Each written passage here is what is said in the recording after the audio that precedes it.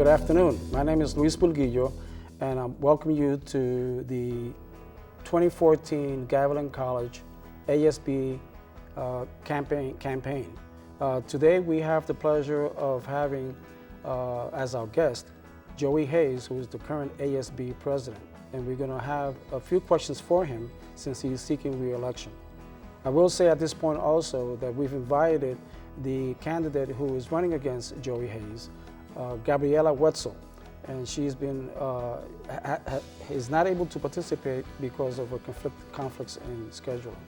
So today we'll go over a number of questions. We'll ask Joey Hayes to introduce himself, to give a little bit of his background, how long he's been ASB president, and also what does he think it will be his new platform and his new campaign for the next election if he is reelected. So Joey, welcome to Gavazine and the special edition of Gavilan Campus Elections 2014. Thank you for having me. I feel honored to be here to let the Gavilan Community College know that to introduce myself. I am Joey Hayes. I am the current Gavilan College Associated Student Body Senate President. I'm here to announce my candidacy for a third term, non-consecutive. And the reason I am running is because there are many great issues that our Gavilan community is facing. And with my experience throughout my Gavilan College career and my experience in high school and middle school, I feel like I have the experience to lead once again. I have a track record that is quite remarkable. I never imagined that I would be the ASB president or just get involved in student government at the college level. But I've always was encouraged by my parents, my mentors in high school, middle school, and to do something. So when I first entered Gavilan, I took a couple classes and then I said, okay, I'm ready to get involved. So I joined the ASB as an ASB senator. Then I became the ASB vice president of student services, and now it's called coordinated services. And then I had a good friend that had passed away that she was the ASB vice president of clubs, and then I became VP of clubs. So, and then I've sat on various committees on campus, health and safety, president's council, which I'm still on, special committees when we have events, for instance, the Sow and Seed Nurturing event, which is happening this Friday for fundraising fund. And my parents and my mentor have always encouraged me to do this. It's always important to give back to your community because you never know when you're going to need something in return. And I've had people do wonderful things for me, so why not do anything in return? You know, share the kindness because that's the best thing you can do. And that's the reason I'm doing this again. So obviously you've had some great support. Yes. What were some issues that you can identify that prompted you to say, I need to run for a position within the ASB? Well, when I was ready to go, you know, I've been saying this for a while, I thought I was ready to go, but when I was ready to go, people would say, you should do it again. And then I said, no, I think I'm ready. But then as I'm hearing these, you know, well, this issue might be happening, this issue may not. And I'm thinking, oh my gosh, you know, we need someone that knows Gavilan. They need to know its program. We need, I know the faculty and staff, someone who knows the administration, not have that. They know my personality, I know them. And so when you get to know them, you're not learning. I mean, yeah, you're always learning, but you're not getting to know them in a position, you're not getting to know them on the personal level constant. You know, and I've got to learn to know them. And so it's easier to work with people that you have worked consistently, especially when we have big issues, you know.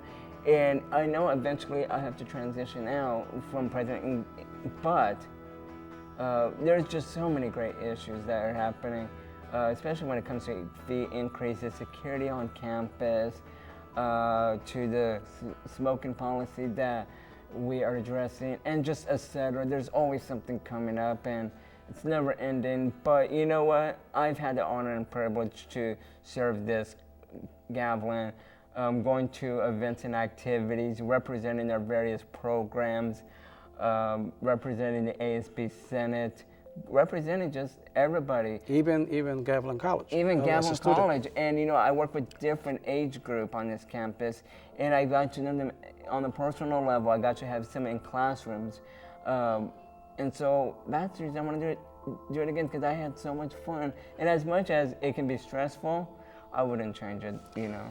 Let me ask you, you dealt with some of the issues that you mentioned, if you can go into greater in depth. What are the issues that you identified 2014 that are important to the students? There are so many things that are important. I think one of them is, and this has been for years and years, is fee increase. I understand fee increases are set by the state and some, you know, and by the federal. Most of it's from the state. But if students rally together and say, you know what, we don't like this, then our legislators, our administrators, our community will say, oh wow, these students really don't want it. Let me ask you a question. Does that really work? If you do it in a respectful way, and if you do it in a respectful way, it can work. But you have to stay on message. And the ASB Senate has done that. We have gone to Sacramento, March every year, to the exception of this year because we had low enrollment for participation. But people have to come together. But every time we do address fee increases, ASB's stand has always been, including mine, say no increase of fee. But then there might be fee increases that just is Gavilan College. For instance, parking on campus. And I just found out recently that the parking increase might be happening as early as 2015. So let me ask you a question. How can the student body impact that decision since it's being considered at the administration level? Well, yesterday, the ASB Senate took a position on it, and we came together and we said no. And if students come together, like I said, and say ASB no, or they go to our Board of Trustees meeting, or they send emails or write letters, it truly does have an impact. I believe it does. So it's important for the students to be involved. You have to be engaged. And like I said, and my position hasn't changed. Fee increase is not appropriate right now. We just can't afford it. And you will do everything within I will the do powers everything of president within my power and within to oppose it. into the ASB Senate authority. But there's other people that also have to weigh in on this issue. This is not just an ASB thing and then it's a done deal. It has to go through shared governance, and that's a process that when you propose something, it has to go to certain people on committee. But ultimately, I believe if the the parking fee increase does go up, it will be ultimately to the Board of Trustees. Now, the parking fee increase, is that a college decision or is that a state decision that funds the local colleges and universities? It's a college decision. Okay. I guess our current price right now has not been changed for many, many years. And I guess we're the lowest in the community college. But the thing is, it doesn't matter whether you're the lowest or not. If you're trying to be like other colleges, why? Gavilan's unique. Let's do something that is appropriate for Gavilan College. For the student body. For the student body. Let's not try to be some other college. Has the administration issued a position paper as to why it is necessary for them to increase it 100%? The administration hasn't, but the security department has. And the reasoning was because of the cost of the issuing the tickets and just the we haven't done it for a very long time. So as you know, over the years, cost does go up. That sounds kind of a weak position because we haven't done it for so long a time. And self-serving, I think. It really is. Now, they said that they are going to use it for to fix some areas, you know, for the fee monitors when you get your ticket from the machines and some other stuff they're going to use for improvements. Well, those machines actually save money for the college, because that's one person less that that has to administer, take in the income to issue parking permits. Now it's all automatic, online. Yeah. So they're saving money through that process, but they still want to increase it. Yeah. Well, yeah. You know, someone's always going to try to find a way to get money. But I guess the position that you're taking is that you're opposing it. Oh yeah, definitely. Because of the need of the population, student population on campus. Yeah. And because the security hasn't really issued a justification that would justify an increase of 100%. Yeah. If they were saying if they had a justification and it was a good argument, maybe. But right now, there's none. And I think I would still be opposing. Because right now, students are struggling. Right. It ends me. Well, the economy for Wall Street is doing well, but for the general Main Street, it hasn't. We still have a high unemployment. Yes, we do. And if anybody says otherwise, then I don't know. Let me ask you a question. One of our students did a PSA, and it's along the same lines of parking and parking permits and revenue. And he did a PSA because a family member of his came on campus and received a ticket. He received the ticket because he was parking in the opposite direction. Instead of parking into the parking slot, he was parking out, and he did a PSA. He approached the administration. He also approached security, and if I'm not mistaken, security didn't want him to be interviewed on camera. But what he found was that there wasn't any information disseminated as to why. I didn't know that you couldn't park facing out, and I still don't know the reasons why. Are you aware of that, and what can you do with security and the administration to sort of educate the students on campus, at least to be aware rather than finding after the fact? Yeah. You know, I was very disappointed that situation had took place. I had found out, like many other students and faculty and staff, after the fact. Apparently it was the parking backwards, that was supposed to be educated first. We were supposed to get the information, but somehow the conversation got lost and tickets were being handed out left and right. And when I found out, because students were asking me about this, and I'm like, what is this about? And because, you know, when I took my DMV test, I didn't know there was a rule about that. And I'm thinking, well, I guess things have changed. But I guess there is a rule. If it is in the rule in the California books about this, then you need to educate us, not after the fact. Because anytime you get a ticket, a parking ticket on this campus, it goes to DMV and it's on your record. And you appeal it, but you don't appeal it on our campus. You have to go through some other state agency. But you have to educate. I mean, if you don't educate, then how are we supposed to know? Well, isn't it a little bit ironic that you're on a campus that is educational? Oh, yeah. And doesn't carry out one of the main goals of educating your population? Oh, yeah. And that kind of surprised me.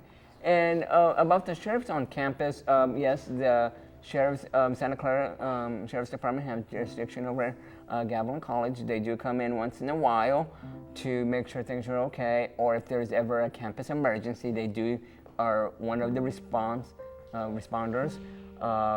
So they do have jurisdiction over that.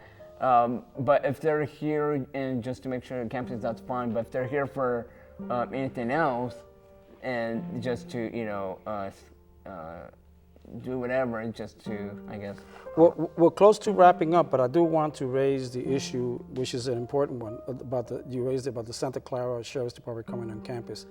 I was made aware that besides having jurisdiction on campus, that they've come on campus and they do license plate scanning. Mm-hmm. And I wanted to know from you whether you know if the administration is aware that when they do come on campus, and whether the administration has okayed the Sheriff's Department to come on campus and do license plate scanning, which stays in the database for at least 12 months.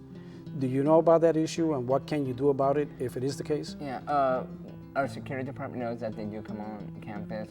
I have not heard anything about this yet, and I'm glad you brought that up because that's something that I'm going to educate myself on. And that needs to be raised to the administration? Yes, it does. But if they have a reasonable cause to check if someone's license plate, if it's expired, or if they have a tip of, hey, you need to check this car, that's fine.